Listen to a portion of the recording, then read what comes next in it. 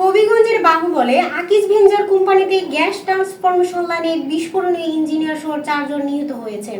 এই সময় আহত হয়েছেন আরও 2 শ্রমিক।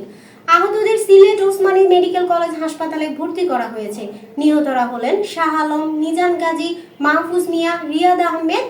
মঙ্গলবার 31শে ডিসেম্বর সকাল 9টার দিকে বাহুবল উপজেলার ঢাকা সিলেট মহাসড়কের পাশে ডুবাই বাজার সংলগ্ন আকিজ ভেঞ্চার লিমিটেড কোম্পানির ট্রান্সফরমেশন লাইনে এই ঘটনা ঘটে। জানা যায়, উল্লেখিত সময়ে গ্যাস ট্রান্সফরমেশন লাইনে মেরামতের কাজ করছিলেন ইঞ্জিনিয়ার শাহ আলম সহ কয়েকজন।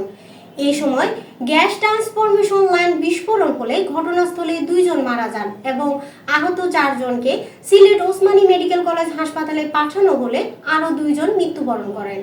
বাহুবল থানার ওসি জাহিদুল ইসলাম বিষয়টি নিশ্চিত করেছেন। তিনি বলেন, ভেঞ্চার লিমিটেডের অভ্যন্তরে গ্যাস ট্রান্সফরমেশন লাইনে বিস্ফোরণ হয়।